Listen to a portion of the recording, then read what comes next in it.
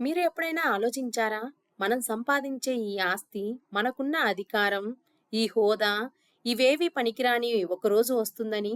ఆ రోజు మీరు రాజైనా సరే, బిచ్చగాడైనా సరే ఒకే వరుసలో నిలబడాలి. అక్కడ అబద్ధానికి చోటు లేదు. సాకులకు తావు లేదు. కేవలం మీ కర్మలు మాత్రమే మాట్లాడే ఆ సామ్రాజ్యం ఎలా ఉంటుందో తెలుసా? మృత్యువు వెనక దాగి ఉన్న పరమ సత్యాన్ని, యమధర్మరాజు సామ్రాజ్య రహస్యాలను ఈరోజు మనం ఈ వీడియోలో తెలుసుకుందాము. ఈ వీడియోని స్కిప్ చేయకుండా చివరి వరకు తప్పకుండా వినండి. కాలం స్తంభించిపోయిన ఒక ప్రదేశాన్ని ఊహించుకుందాము. అక్కడ సంపద, హోదా మరియు అధికారం అన్నీ పూర్తిగా అర్ధరహితమవుతాయి. అక్కడ రాజు మరియు బిచ్చగాడు ఇద్దరూ ఒకే వరుసలో నిలబడతారు. అబద్ధాలకు ఏమాత్రం తావులేని సభ అది. అక్కడ ఎటువంటి సాకులు ఆమోదించబడవు. కేవలం సత్యం మాత్రమే, నగ్నమైన, నిష్కలమైన సత్యం. ఆ సభలోని సింహాసనంపై ఆసీనుడై ఉంటాడు యమరాజు. కేవలం అతని పేరు వింటేనే వెన్నులో వణుకు పుడుతుంది. అతని గురించి ఇలా చెప్తారు: యమరాజు వచ్చేశాడు, ఇక అతనితో పాటు అన్నీ అంతమైపోతాయి అని. కానీ మీకు తెలుసా, యమధర్మరాజు కేవలం మృత్యుదేవుడు మాత్రమే కాదు. అతను ధర్మరాజు, ధర్మానికి మరియు న్యాయానికి పరమరక్షకుడు. తన సొంత తండ్రిని రక్షించుకోవడం కోసం ఒకానొక సందర్భంలో యమరాజు గమనాన్ని అడ్డుకున్న హనుమంతుని గురించి మీకు తెలుసా? తన అపారమైన మేధాశక్తితో యమరాజును ఓడించి తన ముందు తల వంచేలా చేసిన ఒక స్త్రీ గురించి మీకు తెలుసా? యమరాజు వద్ద ఒక అద్భుతమైన అద్దం ఉందని మీ అందరికీ తెలుసా? ఈ జీవిత కాలమంతటిలో జరిగిన ప్రతి సంఘటన, పలికిన ప్రతి మాట మరియు మీ మనసులో మెదిలిన ప్రతి ఆలోచన అన్నీ ఆ అద్దంలో స్పష్టంగా కనిపిస్తాయి. ఈరోజు మనం ఈ వీడియోలో యమధర్మరాజు యొక్క సామ్రాజ్య రహస్యాలను తెలుసుకుందాము. ప్రతి ఆత్మ ఏదో ఒక రోజు తప్పక ప్రయాణించాల్సిన సామ్రాజ్యం అది. మీ ఆత్మను స్పృశించే కథలను, జీవితం పట్ల మీ దృక్పథాన్ని మార్చే సత్యాలను మరియు మీరు ఇంతకు ముందెన్నడూ వినని రహస్యాలను మనం ఈ రోజు ఈ వీడియోలో పంచుకుందాం. ఎందుకంటే ఇది కేవలం ఒక కథ మాత్రమే కాదు, ఇది ఎవరూ తప్పించుకోలేని ఒక ప్రాథమిక సత్యం. అయినప్పటికీ ఒకసారి అర్థం చేసుకుంటే అది సమస్త భయాలను పారద్రోలే సత్యం. అయితే ఇప్పుడు మనము ఒక ముఖ్యమైన ప్రశ్నతో మొదలు పెడదాము. అసలు యమరాజు అంటే ఎవరు? ప్రజలు అతన్ని మృత్యుదేవుడు అని ఎందుకు పిలుస్తారు? కానీ అది సత్యంలో సగం మాత్రమే. యమరాజు పూర్తి బిరుదు ధర్మరాజు యముడు, అంటే ధర్మం మరియు రాజు. ఆ రెండు పదాలను నిశితంగా గమనించినట్లయితే ధర్మానికి అధిపతి, న్యాయానికి పాలకుడు. అతను సూర్యదేవుని మరియు అతని భార్య సంజ్ఞాదేవిల కుమారుడు. అతనికి యమున అనే ఒక కవల సోదరి ఉంది. అవును, సరిగ్గా అదే యమునా నది. ఆ నదీ జలాల్లో మీరు కూడా స్నానం చేసి ఉండొచ్చు. యముడు, యమునల మధ్య బంధం ఎంత పవిత్రమైనది అంటే ఈనాటికి బాయిదూజ్ పండగ రోజున యమునా నదిలో పుణ్యస్నానం చేయడం యమరాజును ఎంతగానో సంతోషపరుస్తుందని చెప్తారు. మరి ఈ రోజు ఈ వీడియోని వినేవాళ్ళు ఎక్కడి నుంచి వింటున్నారో కామెంట్ సెక్షన్ లో మీ ఊరి పేరు రాయడం మర్చిపోకండి. ఈ పవిత్రమైన రోజున యమరాజు స్వయంగా తన సోదరిని సందర్శిస్తాడు. కానీ ఒక సాధారణ దైవపుత్రుడు, ఒక దేవత సంతానం అంతటి భయంకరమైన మృత్యుదేవుడిగా ఎలా మారాడు? అదేంటో ఇప్పుడు తెలుసుకుందాం. పురాణాలలో యమరాజును ఈ విధంగా వర్ణించారు: అతని శరీర ఛాయ ఆకుపచ్చగా లేదా ముదురు నీలం, నలుపు రంగుల్లో ఉంటుంది. ఈ రంగు గంభీరతకు, రహస్యానికి ప్రతీక. అతని కళ్ళు ఎర్రగా ఉంటాయి, కోపం వల్ల కాదు, అతని న్యాయం పట్ల ఉన్న తీవ్రత వల్ల. అతని చేతిలో దండం, ఒక కర్ర ఉంటుంది. ఇది న్యాయానికి, క్రమశిక్షణకు ప్రతీక. అతని వాహనం దున్నపోతు. దున్నపోతు సహనానికి, బలానికి ప్రతీక. ఆయన శిరస్సుపై కిరీటం ఉంటుంది, ఎందుకంటే ఆయన ఒక రాజు, యమలోకానికి రాజు. కానీ అన్నిటికన్నా ముఖ్యంగా ఆయన ముఖం ప్రశాంతంగా ఉంటుంది. ఆయన అరవడు, కోపాన్ని కూడా ప్రదర్శించడు. ఆయన కేవలం గంభీరమైన నిష్ఠతో న్యాయాన్ని అమలు చేస్తాడు. యమరాజు ఒంటరివాడు కాదు, ఆయనకి చాలా మంది సహాయకులు ఉన్నారు ఆయన రాజ్యంలో. ఇందులో మొదటివాడు చిత్రగుప్తుడు, కర్మల లెక్కల సంరక్షకుడు. ప్రతి జీవి చేసిన ప్రతి కర్మ యొక్క వివరమైన పట్టికను నిర్వహిస్తాడు. ఇక రెండవ వారు యమదూతలు, అంటే మృత్యుదూతలు. వీరు రెండు రకాలు: సుగుణవంతులైన ఆత్మలను తోడుకొని వెళ్ళడానికి వచ్చే దయగల దైవిక దూతలు, అందమైన మరియు ప్రశాంతమైన వారు. మరియు పాపాత్ములను లాక్కెళ్లే భయంకరమైన దూతలు, నల్లని మరియు క్రోధపూరితమైన వారు. ఇక మూడవ వారు శామ మరియు శబల, యమరాజు యొక్క రెండు చతుస్నేహులు. వారు మర్త్యలోకంలో సంచరిస్తూ సమయం ఆసన్నమైన వారిని గుర్తిస్తారు. ఇక 4వ వారు న్యాయదర్పణం. ఆత్మ యొక్క సంపూర్ణ జీవితం వెల్లడయ్యే ఒక దివ్య దర్పణం. సృష్టి ఇంకా శైశవ దశలో ఉన్నప్పుడు మరణం అనేది లేదు. ఎవరూ చనిపోలేదు. సకల జీవులు అమరులు. అయినప్పటికీ ఒక సమస్య తలెత్తింది. ఎవరూ చనిపోనప్పుడు కొత్త జీవితం ఎలా పుడుతుంది? పాత ఆకులు రాలకపోతే కొత్త చిగుళ్ళు ఎలా మొలకెత్తుతాయి? బ్రహ్మదేవుడు దీని గురించి ఆలోచించి మరణం తప్పనిసరి అని నిర్ధారించుకున్నాడు. కానీ మరణాన్ని స్వీకరించే మొదటి వ్యక్తి ఎవరు?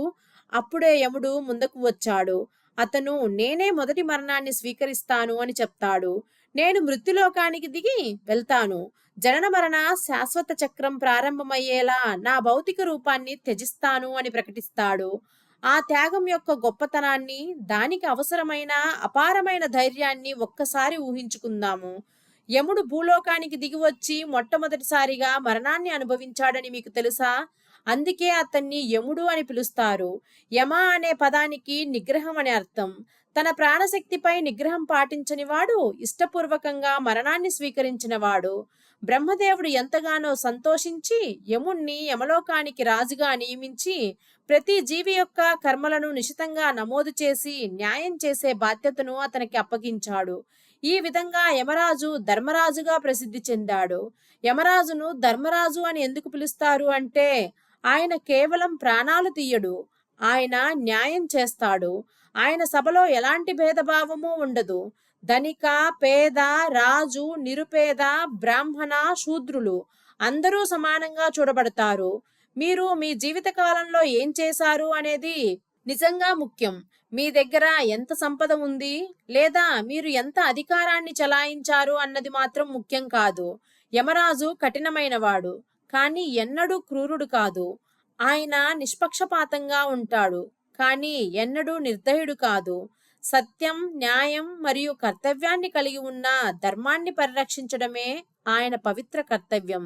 సరిగ్గా ఈ కారణంగానే మహాభారతంలో యుధిష్ఠిరుని కూడా ధర్మరాజు అని పేర్కొంటారు. ఎందుకు అంటే యుధిష్ఠిరుడు వాస్తవానికి యమరాజు యొక్క అవతారమే. అయితే ఆ కథను మనం మరొక వీడియోలో విందాము. ఇప్పుడు మనం యమలోకం వైపు దృష్టి సారిద్దాము. ప్రతి ఆత్మ చివరికి ప్రయాణించవలసిన లోకం అది. పురాణాల ప్రకారం యమలోకం దక్షిణ దిశలో ఉంటుంది. అందువల్ల దక్షిణాదిని సాంప్రదాయకంగా యముని రాజ్యంగా భావిస్తారు. ఈ కారణంగానే చాలా మంది తల దక్షిణం వైపు పెట్టి నిద్రపోరు. యమలోక రాజధానిని సంయమని నగరి అని పిలుస్తారు. దాని లోపల బంగారు స్తంభాలు, వెండి తలుపులతో అలంకరించబడిన ఒక వైభవోపేతమైన దర్బారు ఉంది. అయినప్పటికీ అక్కడ ఒక వింత నిశ్శబ్దం, గంభీరమైన వాతావరణం ఆవరించి ఉన్నాయి. ఆ దర్బారు మధ్యలో ఉన్న సింహాసనంపై యమరాజు స్వయంగా ఆసీనుడై ఉన్నాడు. ఆయన దర్శనం ఎర్రగా ప్రకాశిస్తున్నప్పటికీ ఆయన హావభావం మాత్రం ప్రశాంతంగా ఉంటుంది. ఆయన ముఖంలో కోపాగ్ని జాడలేదు, కేవలం ప్రగాఢమైన గంభీరత మాత్రమే ఉంది. ఆయనకు ఎడమవైపున చిత్రగుప్తుడు చేతిలో కలం, గణపత్రంతో అటుగా వెళ్లే ప్రతి ఒక్కరి కర్మలను ఎంతో జాగ్రత్తగా నమోదు చేస్తూ ఆసీనుడై ఉన్నాడు. వారి చుట్టూ యమదూతలు, యముని దూతలు నిలబడి ఉన్నారు. కొందరు అందంగా, కొందరు భయంకరంగా, కొందరు ప్రశాంతంగా, కొందరు ఉగ్రంగా ఉన్నారు. చిత్రగుప్తుని కథ నిజంగా ఎంతో ఆసక్తికరమైనది. చిత్రగుప్త అనే పేరుకు అక్షరాలా దాగి ఉన్న ప్రతిబింబం అని అర్థం. అన్నింటినీ చూసేవాడు కానీ కంటికి కనిపించనివాడు. చిత్రగుప్తుని వద్ద అగ్రసంధాని అనే ఒక బృహత్ గ్రంథం ఉంది. దాని పుటలలో ప్రతి జీవి చేసిన ప్రతి ఒక్క కర్మ యొక్క సమగ్రమైన రికార్డు ఉంది.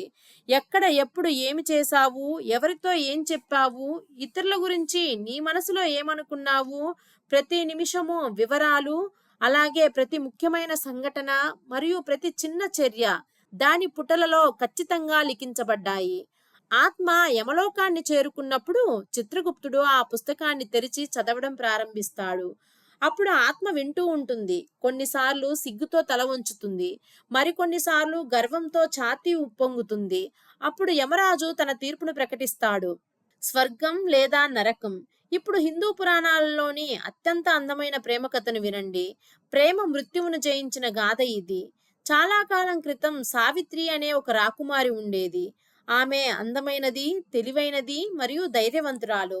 సావిత్రికి వివాహ వయసు వచ్చినప్పుడు ఆమె తండ్రి అయిన రాజు ఆమెతో, అమ్మా, నీ భర్తను నువ్వే ఎంచుకో అని అంటాడు. సావిత్రి ఒక ప్రయాణానికి బయలుదేరింది. ఆమె ఎందరో రాకుమారులను కలుసుకుంది. ఎంతో మంది ధనవంతులను కలుసుకుంది. అయినా వారిలో ఎవరి వైపు ఆమె మనసు ఆకర్షించబడలేదు. ఒకరోజు ఆమె అడవి గుండా వెళుతుండగా ఒక యువకుణ్ణి చూసింది. అతను కట్టెలు కొడుతున్నాడు. సాదాసీదాగా, నిరాడంబరంగా ఉన్నా కూడా అతని ముఖం ఒక విచిత్రమైన తేజస్సును వెదజల్లుతుంది. అప్పుడు సావిత్రి అడుగుతుంది, మీరు ఎవరు? ఆ యువకుడు ఈ విధంగా బదులిచ్చాడు, నా పేరు సత్యవాన్. నేను ఒక అంధుడైన రాజకుమారుడిని. మా రాజ్యాన్ని ఆక్రమించుకున్నారు. ఇప్పుడు మేము ఇక్కడ అడవిలో నివసిస్తున్నాము అని చెప్తాడు. అప్పుడు సావిత్రి హృదయంలో ఏదో కదిలింది. ఆమె మనసులో అనుకుంటుంది, ఇతనే ఇతనే నా భర్త అవుతాడు. అప్పుడు సావిత్రి ఇంటికి తిరిగి వచ్చి తన తండ్రితో, నేను నా భర్తను ఎంచుకున్నాను, అతనే సత్యవాన్ అని చెప్పింది. సరిగ్గా అదే క్షణంలో నారద మహర్షి వచ్చారు. సావిత్రి చెప్పిన మాటలు విని ఆయన ముఖం గంభీరంగా మారింది. నారదుడు ఇలా అన్నాడు, సావిత్రి, నువ్వు ఎవరిని ఎంచుకున్నావో తెలుసా? సత్యవాన్ నిస్సందేహంగా ఒక మంచి యువకుడు. అయితే అతని విధిలో ఒక భయంకరమైన శాపం ఉంది. సరిగ్గా ఈ రోజు నుండి 1 సంవత్సరం తర్వాత సత్యవాన్ మరణిస్తాడు. యమరాజు స్వయంగా వచ్చి అతని ఆత్మను తీసుకువెళ్తాడు అని చెప్తాడు. అప్పుడు ఆ రాజు భయపడిపోయి, అమ్మా, ఈ వివాహం జరగకూడదు అని వేడుకుంటాడు. నువ్వు విధవరాలిగా మిగిలిపోతావు అని చెప్తాడు. కానీ సావిత్రి దృఢంగా నిలబడింది. నేను నా నిర్ణయాన్ని మార్చుకోలేను అని ఆమె ప్రకటించింది. నేను ప్రేమించేది ఒక్కసారే. ఆ ప్రేమ 1 సంవత్సరమైనా జీవితాంతం నిలిచినా సరే సత్యవాన్ నా భర్త. చివరికి సావిత్రి యొక్క అచంచలమైన సంకల్పానికి రాజు తలొగ్గక తప్పలేదు. వివాహం జరిగింది. సావిత్రి ప్రతిరోజునూ లెక్కపెట్టింది. సత్యవాన్తో ప్రతి క్షణాన్ని గడిపింది. అయినా ఆమె ఎన్నడూ ఎడవలేదు. భయంతో వెనకడుగు వేయలేదు. నేనే యమరాజుతో తలపడతాను అని ఆమె మనసులో నిశ్చయించుకుంది. చివరికి ఆ నిర్ణయాత్మకమైన రోజు రానే వచ్చింది. ఆ ఉదయం సత్యవాన్ అడవిలోకి వెళ్ళడానికి సన్నాహాలు మొదలుపెట్టాడు. అప్పుడు సావిత్రి, నేను కూడా మీతో వస్తాను అని అడుగుతుంది. దానికి సత్యవాన్, అడవిలో చేయవలసిన పని ఉంది, నువ్వెందుకు అంత శ్రమ పడతావు అని బదులిచ్చాడు. సావిత్రి, ఈ రోజంతా నేను మీ పక్కనే ఉంటాను అని పట్టుబడుతుంది. ఇద్దరూ కలిసి అడవిలోకి సాహసయాత్రకు బయలుదేరారు. సత్యవాన్ కట్టలు కొట్టడం మొదలుపెట్టాడు. సావిత్రి దగ్గరలోనే కూర్చొని గడిచే ప్రతి క్షణం కోసం నిశ్శబ్దంగా ఎదురు చూస్తుంది. మధ్యాహ్నం అయింది. సత్యవాన్, నాకు తలలో కొద్దిగా నొప్పిగా ఉంది, నేను కాసేపు విశ్రాంతి తీసుకుంటాను అని అంటాడు. సావిత్రి, నీ తల నా ఒడిలో పెట్టుకో అని చెప్తుంది. సత్యవాన్ సావిత్రి ఒడిలో తల పెట్టుకొని నిద్రలోకి జారుకున్నాడు. సావిత్రి అక్కడే కూర్చొని ఉంది. ఆమె గుండె వేగంగా కొట్టుకుంటుంది. ఆమె కళ్ళు అప్రమత్తంగా ఉన్నాయి. అకస్మాత్తుగా అడవి వాతావరణం మారిపోయింది. గాలి చల్లబడింది. ఆకులు అపశకునంగా గలగల్లాడటం మొదలుపెట్టాయి. పక్షులు నిశ్శబ్దమయ్యాయి. మరియు ముందున్న దారి నుండి మృత్యుదేవుడైన యమరాజు కనపడ్డాడు. అతను నల్లని దేహంతో, ఎర్రగా ప్రకాశించే కళ్ళతో, చేతిలో రాజదండంతో, తలపై కిరీటంతో ఒక బలమైన దున్నపోతుపై ఆసీనుడై ప్రత్యక్షమయ్యాడు. మొట్టమొదటిసారిగా సావిత్రి మృత్యుముఖాన్ని చూసింది. అయినా ఆమె భయంతో బెదరలేదు. యమరాజు పలికాడు, సావిత్రి, నిజంగా నువ్వు నన్ను చూడగలవా? అది అసాధ్యం. ఏ ప్రాణి యమరాజును గ్రహించలేదు. అప్పుడు సావిత్రి బదులిస్తుంది, నేను అన్నింటినీ గ్రహించగలను, మృత్యువును కూడా. అప్పుడు యమరాజు సత్యవాణి ఆత్మను బయటకు తీశాడు. ఇప్పుడు ఒక చిన్న జీవి రూపంలో ఉన్న దాన్ని ఒక తాడుతో బంధించి అతను వెనుదిరిగి దక్షిణం వైపు తన ప్రయాణాన్ని ప్రారంభించాడు. సావిత్రి లేచి నిలబడి అతని వెనకే అనుసరించింది. యమరాజు తన ప్రయాణాన్ని కొనసాగించగా సావిత్రి అతని అడుగుజాడలను అనుసరించడంలో పట్టుదలతో ఉంది. కొంత దూరం ప్రయాణించిన తర్వాత యమరాజు వెనుతిరిగి చూశాడు. సావిత్రి అప్పటికీ అతన్ని అనుసరిస్తూనే ఉంది. ధర్మరాజు ఇలా పలుకుతాడు, సావిత్రి, వెనక్కి తిరుగు. ఇది జీవించి ఉన్న వారికి ఉద్దేశించిన మార్గం కాదు, ఇది మృత్యు మార్గం. అప్పుడు సావిత్రి ఇలా బదులిస్తుంది, నా భర్త ఎక్కడికి వెళ్తే అక్కడే నా మార్గం కూడా ఉంటుంది. ఆయనను ఒంటరిగా వదిలి వెళ్ళటం నాకు సాధ్యం కాదు. అప్పుడు యమధర్మరాజు ఇలా అంటాడు, కానీ నువ్వు ఇంకా జీవించి ఉన్న వారిలో ఒక దానివి, నీకు ఇంకా సమయం రాలేదు అని చెప్తాడు. అప్పుడు సావిత్రి అడుగుతుంది, అసలు సమయం అంటే ఏమిటి? భర్త లేకుండా జీవించే స్త్రీ నిజంగా జీవించి ఉన్నట్లు కాదు, ఆమె కేవలం మరణించిన దానితో సమానం. అని సావిత్రి మాటలకు యమధర్మరాజు ప్రసన్నుడవుతాడు.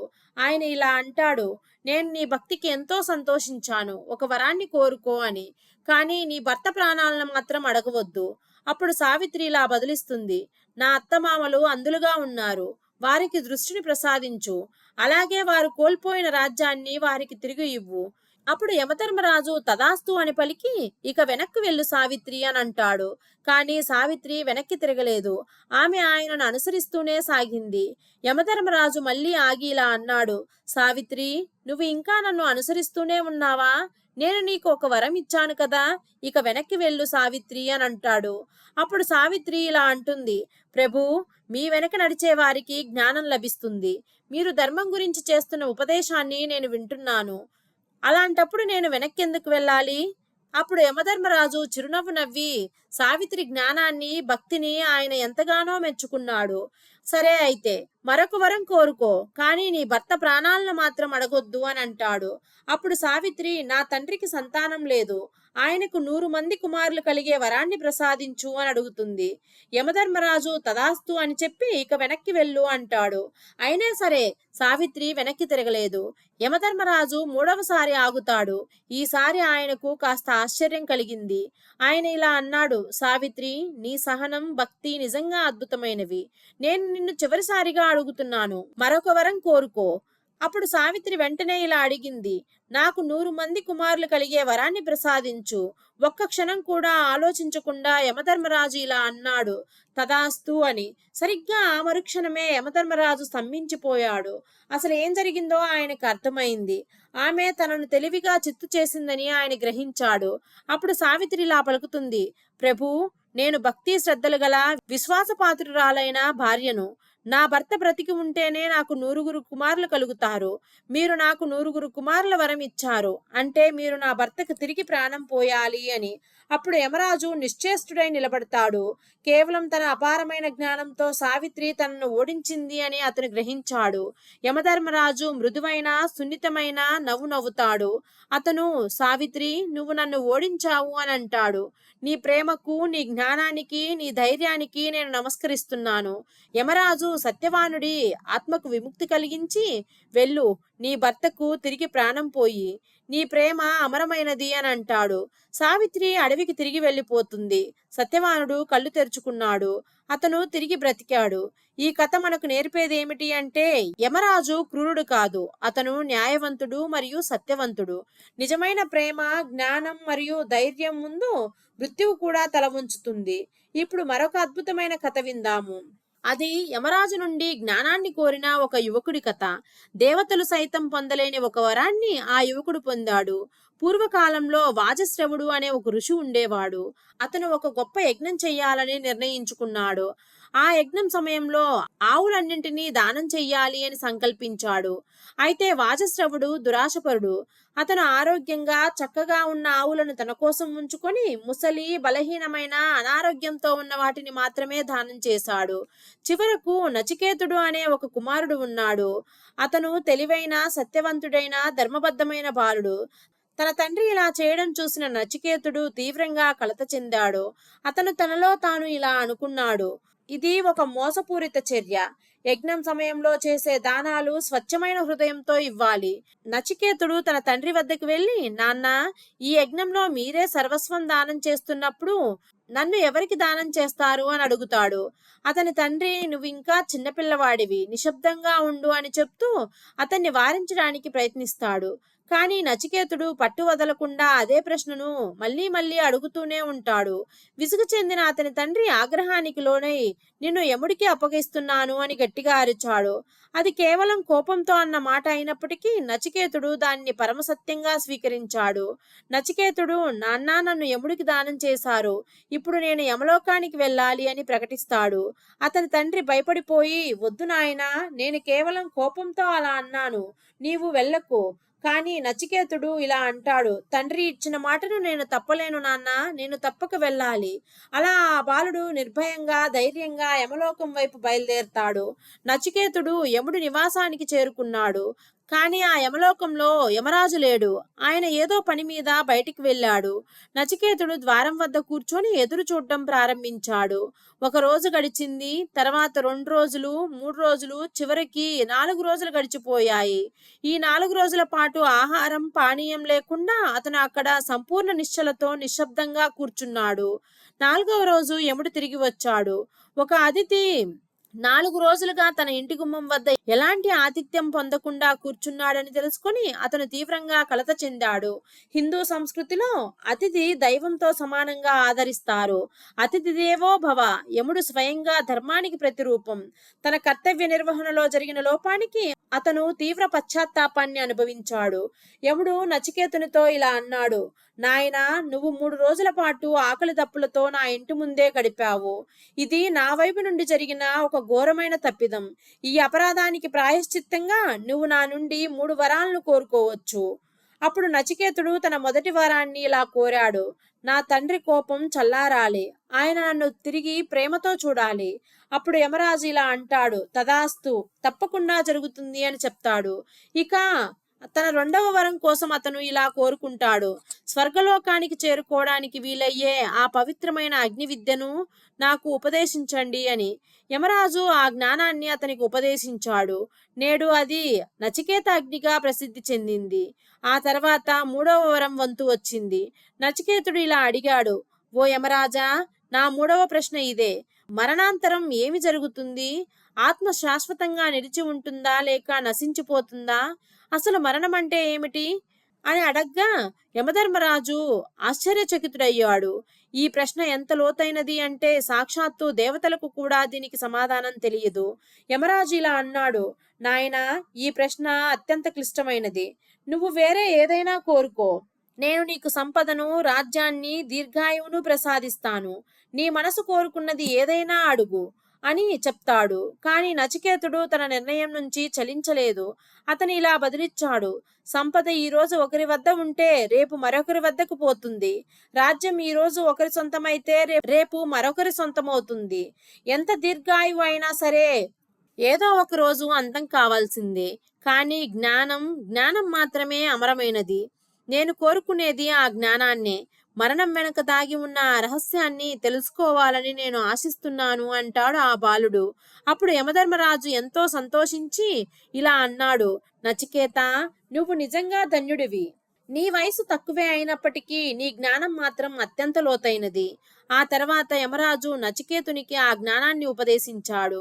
ఏ జ్ఞానమైతే నేడు కఠోపనిషత్తులో నిక్షిప్తమై ఉందో ఆ జ్ఞానాన్ని యమరాజు ఇలా వివరించారు: శరీరం నశించిపోయేది, కానీ ఆత్మ మాత్రం అమరమైనది.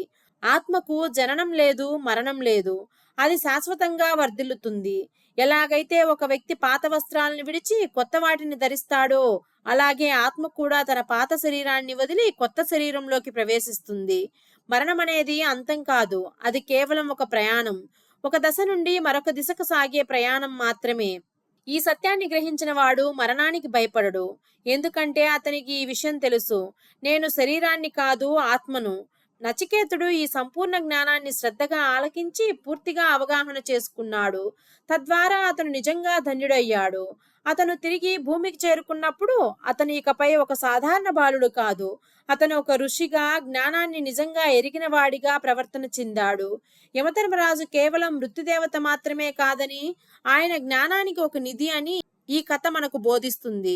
అలాగే ఎవరైతే నిజమైన జిజ్ఞాసతో జ్ఞానాన్ని అన్వేషిస్తారో వారు దాన్ని తప్పక పొందుతారు. ఇప్పుడు ఈ అసాధారణ గాథను ఆలకించండి. మృత్యుదేవత అయిన యమరాజు ఒక భక్తుని సమక్షంలో నిలిచిపోక తప్పని పరిస్థితి ఏర్పడిన కథ అది. ఒక కుమారుని ప్రేమ ముందు యమరాజు యొక్క అపారమైన శక్తి కూడా నిస్సహాయంగా మారిపోయిన సందర్భం అది. ఇది పవనపుత్ర హనుమాన్ మరియు ధర్మరాజు యమరాజుల గాథ. ఇది చాలా కాలం క్రితం జరిగిన సంఘటన. హనుమంతుని తండ్రి వానరరాజు అయిన కేసరి వార్ధక్యం మీద పడటంతో వృద్ధుడయ్యారు. ఆయన జీవితపు చివరి క్షణాలు సమీపిస్తున్నాయి. ఇది ప్రకృతి యొక్క తిరుగులేని నియమం. ఏది జన్మిస్తుందో అది ఏదో ఒకనాడు మరణించక తప్పదు. అది మానవుడైనా, దేవత అయినా లేదా వానరుడైనా సరే. కేసరికి కేటాయించిన ఆయుర్దాయం ముగింపు దశకు చేరుకుంది. ఒక మర్తుని కాలం తీరినప్పుడు యమదూతలు మృత్యు సందేశహరులు అక్కడికి చేరుకుంటారు. ఒకనాడు కేసరి తన అంతఃపురంలో విశ్రాంతి తీసుకుంటున్న సమయంలో అక్కడ వాతావరణం ఒక్కసారిగా మారిపోయింది. గాలి చల్లబడింది. చుట్టుపక్కల ప్రాంతమంతటా ఒక నిగూఢమైన నిశ్శబ్దం ఆవహించింది. కేసరి పక్కన ఒక నీడ వంటి ఆకారం ప్రత్యక్షమైంది. నల్లని వస్త్రాలు ధరించి ఒక వింతైన తేజస్సుతో వెలుగుతూ చేతిలో పాశాన్ని ధరించి ఉన్న ఆ వ్యక్తి ఒక యమదూత. ఆ యమదూత ఇలా పలికాడు: ఓ రాజా కేసరి, నీ కాలం ముగిసింది. నీ ఆత్మను యమలోకానికి తోడుకొని వెళ్ళడానికి నేను వచ్చాను. కేసరి ఎంతో ప్రశాంతంగా తన కన్నులను మూసుకున్నారు. ఈ క్షణం రాబోతుందని అతనికి తెలుసు. కానీ సరిగ్గా అప్పుడే హనుమంతుడు అక్కడికి వచ్చాడు. అతను తన తల్లిదండ్రులకు సేవ చేయడానికి ఇంటికి తిరిగి వస్తున్నాడు. అతను రాజభవనంలోకి ప్రవేశించగానే తన తండ్రి పక్కన ఒక రహస్యమైన వ్యక్తి నిలబడి ఉండటాన్ని చూశాడు. హనుమంతుడు వెంటనే పరిస్థితిని గ్రహించి ఒక భక్తిగల కొడుకుగా అతని హృదయం ధర్మబద్ధమైన కర్తవ్యంతో ఉప్పొంగింది. హనుమంతుడు ఆగు అని గర్జించాడు. ఆ శబ్దం ఎంత ఉరుములా ఉంది అంటే ఆ యమదూత భయంతో వణికిపోయాడు. అతను తల ఎత్తుకొని చూడగా తన ఎదురుగా పవనపుత్ర హనుమంతుడు వాయుపుత్రుడు నిలబడి ఉన్నాడు. అతని పరాక్రమాన్ని సాక్షాత్తు దేవతలే గుర్తించారు. మరియు అతను శాశ్వతుడు, అమరుడుగా ఉండడానికి విధింపబడ్డాడు. హనుమంతుడు గర్జించాడు: నా తండ్రిని తీసుకువెళ్ళడానికి నీకెంత ధైర్యం? భయంతో వణికిపోతున్న ఆ యమదూత తడబడుతూ, ఓ వాయుపుత్ర, నేను కేవలం నా కర్తవ్యాన్ని నిర్వహిస్తున్నాను. నీ తండ్రికి కేటాయించిన ఆయుష్ ముగిసింది. హనుమంతుడు దృఢంగా ప్రకటించాడు: నేను బ్రతికి ఉన్నంత కాలం నా తండ్రిని ఎవరూ తాకలేరు. అవసరం వస్తే నేనే స్వయంగా యమలోకానికి ప్రయాణిస్తాను అని చెప్పి హనుమంతుడు యమదూత మార్గాన్ని అడ్డగించాడు. యమదూత నిస్సహాయుడై ఒట్టి చేతులతో యమలోకానికి తిరిగి వెళ్ళాడు. యమదూత జరిగినదంతా యమరాజుకు వివరించగా యమరాజు తీవ్రంగా కలత చెందాడు. హనుమంతుడు ఒక సాధారణ వానరుడు కాదని యమరాజుకు తెలుసు. అతను బ్రహ్మ, ఇంద్ర, సూర్యుడు, వాయువు మరియు శివుడు నుండి వరాలు పొందాడు. అతడు దివ్య వరాలను పొందాడు. అతడు అమరుడు మరియు అజేయుడు. అయినప్పటికీ యమరాజు ధర్మానికి, నీతికి అధిపతి. జన్మించిన ప్రతి జీవి ఏదో ఒకనాడు ఈ లోకాన్ని విడిచి వెళ్ళక తప్పదు అనేది సృష్టి యొక్క అచంచలమైన నియమం. ఈ నియమం భగ్నమైతే విశ్వ సమతుల్యత దెబ్బతింటుంది. నేనే స్వయంగా అక్కడికి వెళ్ళాలి అని యమరాజు సంకల్పించాడు. తన మహిషం అంటే గేదపై అధిరోహించి ఒక చేతిలో దండాన్ని ధరించి నడుముకు పాశాన్ని కట్టుకుని కళ్ళల్లో చెక్కుచెదరని దీక్షతో యమరాజు బయలుదేరాడు. అతడు కేసరి రాజప్రసాదానికి చేరుకున్నాడు. కానీ ఆ ద్వారం వద్ద శ్రీ హనుమంతుడు శాంతంగాను అదే సమయంలో దృఢంగాను కాపలా కాస్తూ నిలిచి ఉన్నాడు. యమధర్మరాజు ఎంతో వినయంతో ఇలా పలికాడు: ఓ అంజనీపుత్ర, నీ తండ్రికి విధించిన ఆయుష్ పరిమితి ముగిసిపోవడం వల్ల నేను ఇక్కడికి వచ్చాను. ఇది ప్రకృతి నియమం. హనుమంతుడు శాంతంగాను అదే సమయంలో దృఢంగాను ఇలా బదిలిచ్చాడు: ఓ ధర్మరాజా, నేను నీ ధర్మాన్ని వ్యతిరేకించడం లేదు. అయితే నా తల్లిదండ్రులను రక్షించుకోవడం కూడా నా ధర్మమే. నేను ఇక్కడ నిలిచి ఉన్నంత కాలం ఎవరూ నా తండ్రిని తీసుకువెళ్ళలేరు. యమధర్మరాజు అతనికి నచ్చచెప్పడానికి ప్రయత్నించాడు: ఓ పవనపుత్ర, ప్రతి జీవి మరణించడం అనివార్యం. ఇది సృష్టి యొక్క అచంచలమైన నియమం. సాక్షాత్తు దేవతలు కూడా దీని నుండి తప్పించుకోలేరు. హనుమంతుడు ఇలా స్పందిస్తాడు: ఆ నియమం గురించి నాకు బాగా తెలుసు. కానీ ఆ నియమాన్ని పాటించడానికి, ఒక కుమారుడిగా నా కర్తవ్యాన్ని నిర్వర్తించడానికి మధ్య నేను ఎంచుకోవాల్సి వస్తే నేను నా తండ్రినే ఎంచుకుంటాను. నువ్వు నన్ను శిక్షించవచ్చు, కానీ నా తండ్రిని మాత్రం తీసుకెళ్లలేవు. యమరాజు మనసు గాఢంగా కదిలిపోయింది. హనుమంతుని భక్తి పారవశ్యాన్ని, తన తండ్రి పట్ల ఉన్న ప్రేమను, ఒక కర్తవ్యాన్ని, అతడు చేసిన సంపూర్ణ సమర్పణను అతడు కల్లారా చూశాడు. యమరాజుకు ఒక సత్యం బోధపడింది: హనుమంతుడు శ్రీరామచంద్రుని భక్తుడు. రాముని భక్తునితో యుద్ధం చేయడం అంటే సాక్షాత్తు ఆ రాముని సంకల్పానికే వ్యతిరేకంగా ప్రవర్తించడం అవుతుంది. అంతేకాకుండా హనుమంతుడు తన తండ్రి పట్ల ప్రదర్శించిన ఆదర్శప్రాయమైన భక్తి యావత్ ప్రపంచానికి ఒకే ఒక గొప్ప ఆదర్శంగా నిలిచింది. యమరాజు ఇలా ఆలోచించాడు: ఒకవేళ నేను కేసరి ప్రాణాలను తీస్తే కొడుకుగా నా కర్తవ్యం కన్నా ప్రకృతి నియమాలకే ప్రాధాన్యత ఉంటుంది అని ఈ ప్రపంచం తెలుసుకుంటుంది. కానీ ఒకవేళ నేను హనుమంతుని భక్తి శక్తికి లొంగిపోతే నిజమైన భక్తి, తల్లిదండ్రులపై ప్రేమలే అత్యున్నతమైన ధర్మమని ఈ ప్రపంచం తెలుసుకుంటుంది. అప్పుడు యమరాజు చిరునవ్వుతో ఇలా పలికాడు: ఓ వాయుపుత్రుడా, నీ భక్తికి సాటి లేదు. నేను నీ తండ్రి అయిన కేసరి ప్రాణాలను తీయను. అతను తన మిగిలిన జీవితాన్ని శాంతితో గడపనివ్వు. ఇక అతని అంతిమ సమయం వచ్చినప్పుడు నేను స్వయంగా రాను, కేవలం నా దైవదూతలను పంపిస్తాను, వారు అతన్ని గౌరవంగా సాగనంపుతారు అని చెప్పగా హనుమంతుడు చేతులు జోడించి యమరాజుకు భక్తితో నమస్కరిస్తాడు. యమరాజు ఇలా పలుకుతాడు: హనుమా, ధర్మం కేవలం నియమాలలోనే కాకుండా భావోద్వేగాలలో కూడా ఉంటుందని ఈ రోజు నువ్వు నాకు నేర్పించావు. నిజమైన భక్తి ముందు మృత్యువు కూడా నిశ్చలంగా నిలబడుతుందని నువ్వు నిరూపించావు. ఈ మాటలతో యమరాజు అక్కడి నుంచి వెళ్ళిపోతాడు. ఇది యమధర్మరాజు యొక్క అసాధారణమైన గాథ. న్యాయానికి ప్రతిరూపం ధర్మరాజు. ప్రేమ శక్తితో యమరాజును జయించిన సావిత్రి, మృత్యు రహస్యాలను ఛేదించిన నచికేతుడు, మరియు తన తండ్రిని రక్షించడానికి యమరాజును అడ్డగించిన హనుమంతుడు. యమరాజు మనకిలా బోధిస్తాడు: భయపడవద్దు, చేయవలసింది కేవలం నిజాయితీగా ఉండటం, జీవితాన్ని సంపూర్ణంగా జీవించడం. కానీ మృత్యువును ఎరుగకు. నీ కర్మలను నువ్వు ఆచరించు, కానీ అవి పుణ్యకార్యాలుగా ఉండాలి. ఎందుకంటే చివరికి రాజు అయినా, పేదవాడైనా, ధనవంతుడైనా అందరూ యమరాజు ముందు సమానులే. ఈ కథ మీ హృదయాన్ని తాకినట్లయితే జై ధర్మరాజా అని కామెంట్లో రాసి ఈ వీడియోని లైక్ చేయండి. ఈ కథల్లో ఏది మిమ్మల్ని ఎక్కువగా కదిలించిందో మాకు తెలియచేయండి.